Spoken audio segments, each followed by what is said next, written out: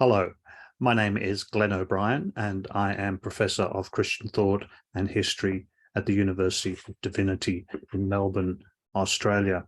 I'm a Uniting Church in Australia minister employed by the Salvation Army, where I teach at the Salvation Army's Eva Burrows College in the role of Research Coordinator. I've been asked to talk today about the Uniting Church's schools. The Uniting Church in Australia was formed in 1977 as a merger between Methodists, Presbyterians and Congregationalists. There are around 48 schools within the Uniting Church in Australia, including 12 in Victoria, 8 in New South Wales, 7 in South Australia, 15 in Queensland, 4 in Western Australia and 1 in the Northern Territory. These include both co-educational and same-sex schools. Also, they range from prep to year 12, so through the primary and secondary years of education. Some take boarding students as well as day students. Not all are of Methodist heritage, of course. There are quite a number of schools that have a Presbyterian origin, Knox Grammar School, for example. But when one looks at the names of the Uniting Church schools, there are many that indicate Methodist heritage. Kingswood College, Wesley College, Methodist Ladies College, which is usually abbreviated to MLC, Annesley Junior School, honouring Susanna Wesley. There are also several residential colleges within Australian universities, including Wesley College in the University of Sydney, Queen's College in the University of Melbourne, Wesley College Perth and Lincoln College Adelaide. The Methodist heritage of these schools is not always strong, although Newington College in Sydney has a fairly strong sense of Methodist identity. Even the link to the Uniting Church can be rather weak. Most schools have the status only of schools in association.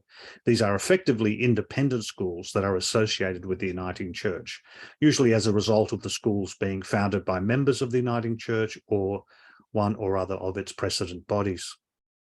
While the synods do not operate or govern the schools, they work with the schools to encourage the schools to be places where, and I quote, young people might encounter spiritual growth, service to humanity and the wider environment, social justice and inclusiveness, and openness that celebrates difference. Wesley College in Melbourne is, for example, separately incorporated and has only very tenuous links to the church.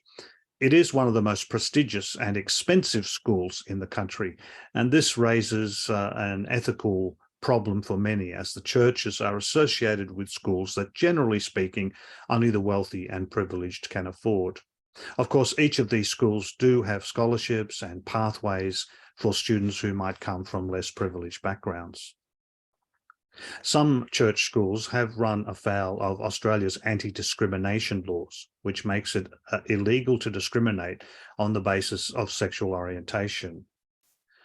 Also, there have been instances where LGBTI students and teachers alike have been discriminated against in Australian schools, church schools.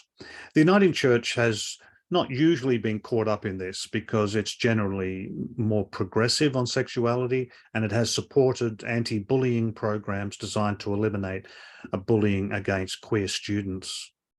But our record is by no means unblemished. Knox Grammar School in Sydney, for example, has been uncovered as a site of long-standing sexual abuse of students by staff.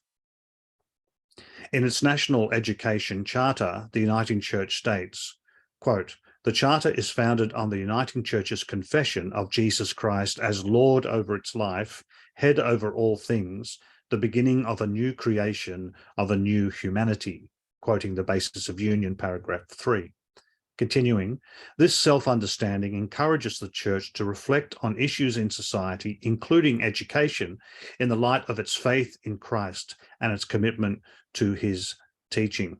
The Church's confession leads it to uphold a value system based on love, social justice, and compassion, within which morality is defined.